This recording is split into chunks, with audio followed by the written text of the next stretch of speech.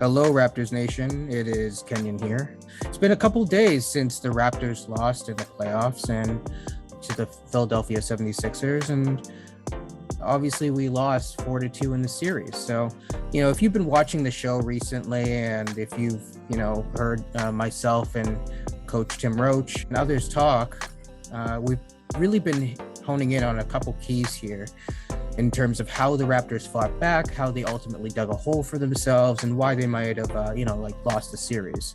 So, I'm just really here to kind of go over these things. They say a picture is worth 1,000 words. And at the end of the day, I can only imagine how much, how many words are in a video.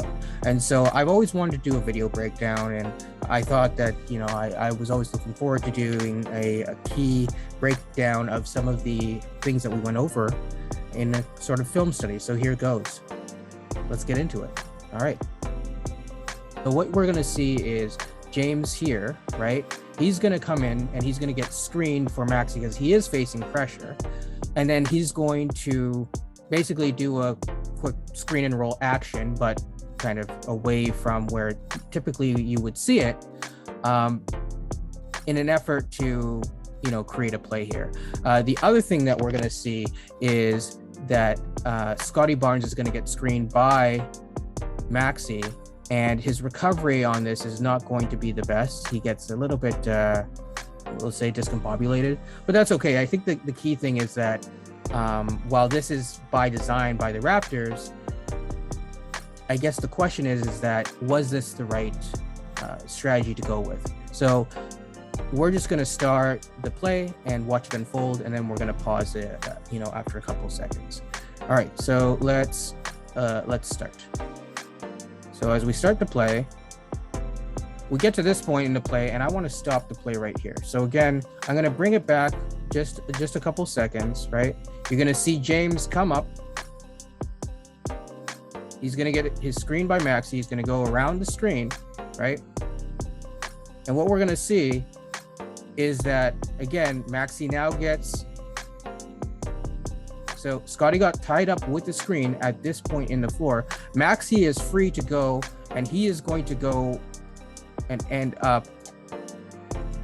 So he's going to end up right around this location right here.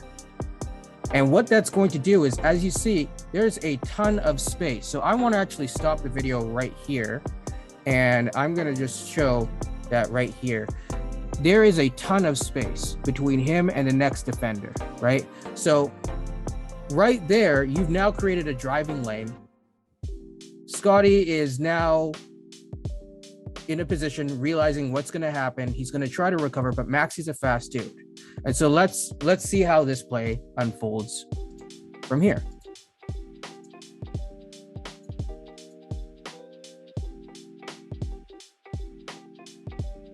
All right, so we're going to look at another play here and just pay close attention to a couple things here in terms of the attention that they pay towards James. So the first thing that I'm going to pay attention to is look at Maxey. He's going to jet out to the corner right there to create some space, and you're going to see a pick and roll action to Scottie and Fred VanVleet here and how they miscommunicate on the play. So let's start the play. All right.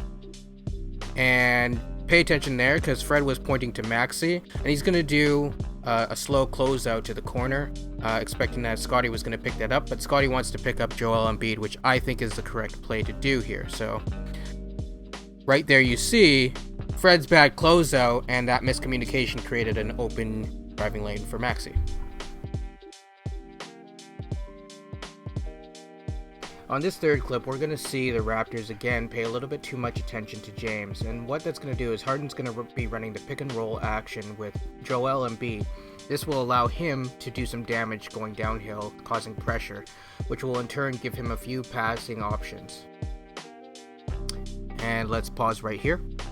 Notice how three defensive players are collapsing in response to Harden, and also notice Siakam, who is hedging over from the corner in order to provide help defense. Harden has a number of options here, but look at the space that's provided right here, allowing Harden to make a clean pass to an open Niang.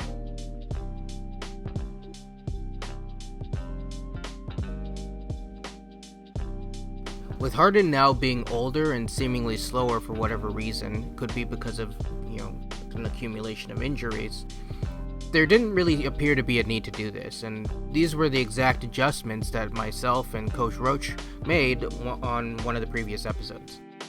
More importantly, these were the adjustments that the Raptors appeared to implement, starting in Game 3 and onwards in the series.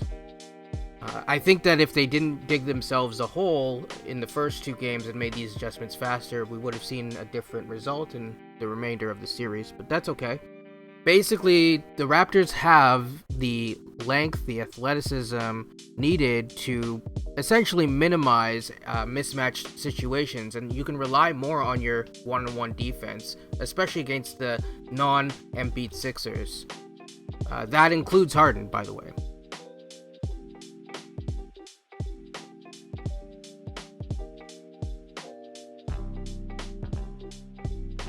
As we'll see in this play, the Raptors adjusted later on in the series to only really aggressively double Joel.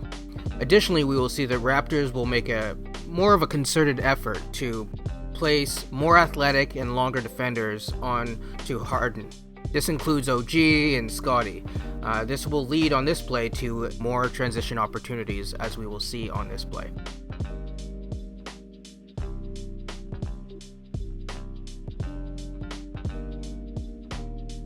And a clean bucket. Good.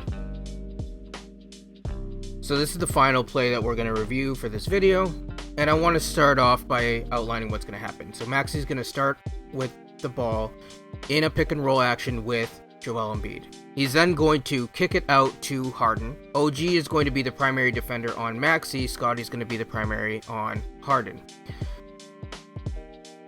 Running a positionless lineup gives the Raptors more versatility defensively and a better ability to be able to stymie those passing lanes and frustrate the ball handlers.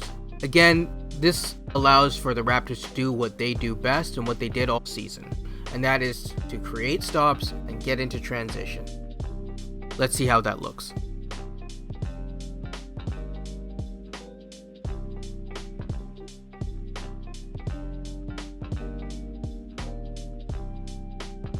That concludes our film study for now.